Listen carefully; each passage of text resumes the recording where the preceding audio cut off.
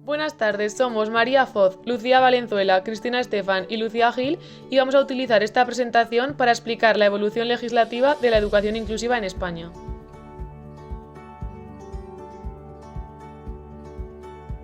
A continuación os presentamos el índice donde se recogen los distintos apartados que vamos a trabajar.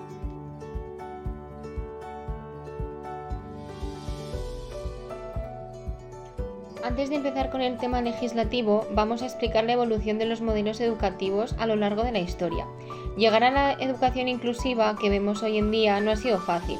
A lo largo de la historia se ha tratado de formas muy distintas a estas personas, pasando por 4 respuestas principales.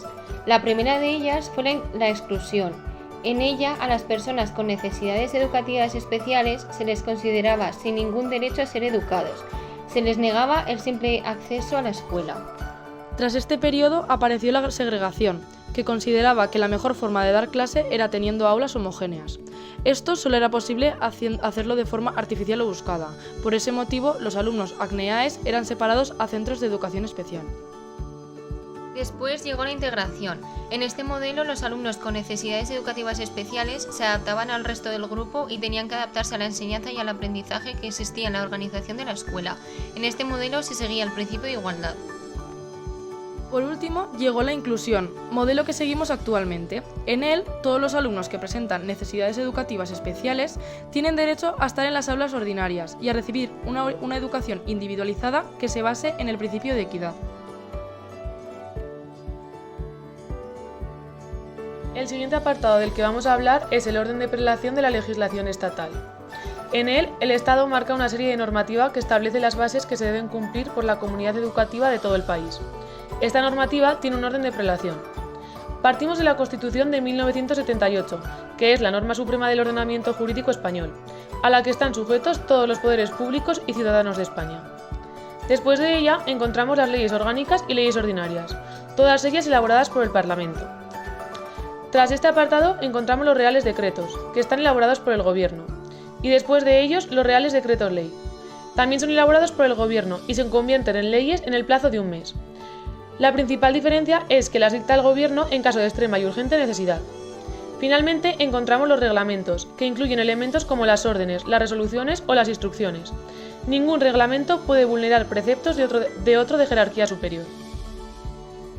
En el siguiente apartado ya nos centramos en el tránsito legislativo hacia la inclusión estatal. La primera ley importante en ese aspecto es la Ley Moyano de 1857. Esta es la primera ley educativa que regula la totalidad del sistema educativo español de una forma integral. Con esta ley aparecen recogidas las primeras regulaciones legislativas en la educación obligatoria para alumnado con algún tipo de discapacidad muy específica. Además, se llevó a cabo la creación de escuelas para alumnado con alguna discapacidad muy puntual, pero ni siquiera se contemplan otras discapacidades físicas o psíquicas. En segundo lugar, tenemos la Ley General de 1970. Con esta ley se organiza por primera vez la educación especial en nuestro país y se refiere ya no solo a jóvenes con discapacidad, sino también a los que presentan altas capacidades. Esta ley organiza la educación especial como un sistema educativo paralelo al ordinario, centrado en las unidades de educación especial. Como poco a poco la educación especial irá ganando importancia, en 1975 se construye el Instituto Nacional de Educación Especial, que se centrará únicamente en el funcionamiento de la educación de los alumnos con discapacidad. Pasamos a la legislación en 1978, en el que nos encontramos la Constitución española, todavía vigente, que contiene en su capítulo 27 todo lo referido a la educación, en el que se deja consciencia de que todos tienen derecho a la misma. Por otra parte, tenemos el informe Warnock, que fue el precursor de la integración. Planteaba que todos aquellos alumnos que no alcanzasen los resultados del grupo y precisaran de algún apoyo suplementario podrían ser considerados como alumnos con necesidades educativas especiales. Posteriormente a 1978 aparecieron otra serie de leyes y decretos importantes para la inclusión, entre ellas la Ley de Integración Social del Minusválido de 1982 y el Real Decreto de Ordenación de la Educación Especial de 1985, que marcaron un hito fundamental en la respuesta educativa a los alumnos que en aquel entonces se catalogaban como de educación especial. A partir de este conjunto de medidas y de la descentralización educativa, se organizó el denominado proceso de integración escolar en España. Además, en el año 1986 se creó el Centro Nacional de Recursos para la Educación Especial, cuya finalidad fue potenciar la investigación, información y formación de profesionales en este campo. 3 años después se desarrolló el Libro Blanco para la reforma del sistema educativo y en su capítulo 10, titulado Las necesidades educativas especiales, se contemplan los cambios en relación al tratamiento de la educación especial.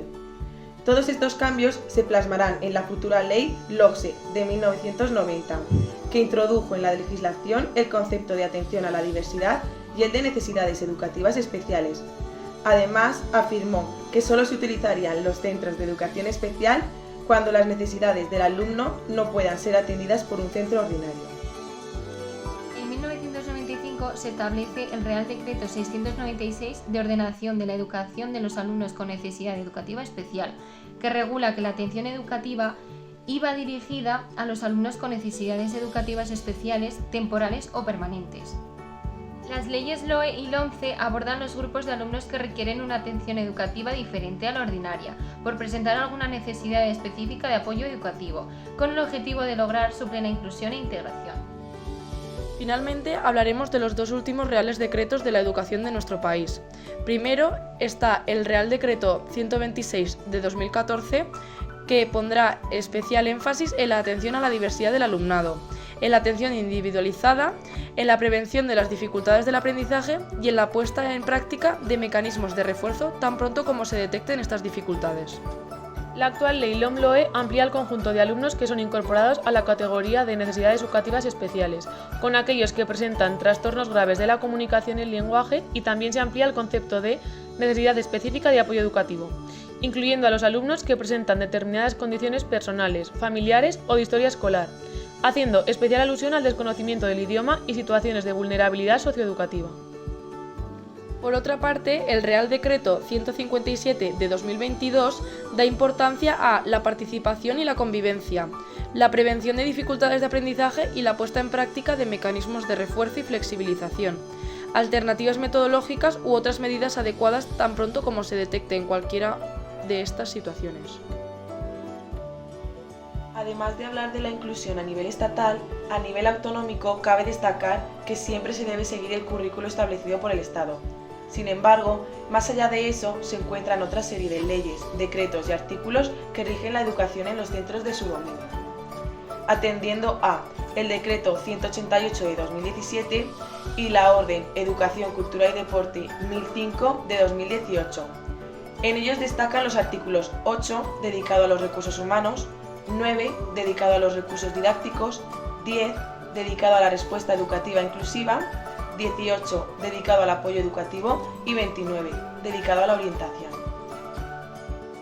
Como se ha podido ver tras esta breve presentación, llegar a la escuela inclusiva ha sido una tarea complicada y ha requerido de un gran número de leyes y cambios legislativos. Aún así, consideramos que todavía no se ha alcanzado la meta que realmente buscamos, y por eso creemos que a lo largo de los años seguiremos presenciando más cambios tanto en las leyes como en el trato a estos alumnos en las escuelas.